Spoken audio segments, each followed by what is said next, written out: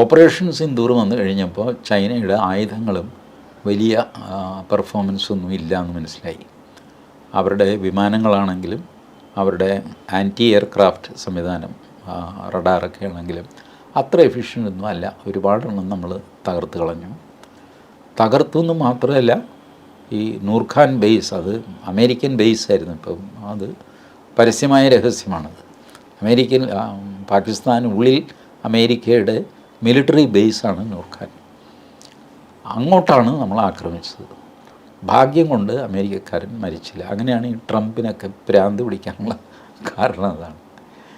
അപ്പോൾ ചൈനയും അമേരിക്കയും പാകിസ്ഥാനെ വെച്ച് നടത്തുന്ന കളികൾ, അതിൽ നമ്മൾ ചൈനയെ എക്സ്പോസ് ചെയ്തു, അമേരിക്കയും ഏകദേശം നമ്മൾ എക്സ്പോസ് ചെയ്തു ഈ നൂർഖാൻ സംഭവത്തോടെ.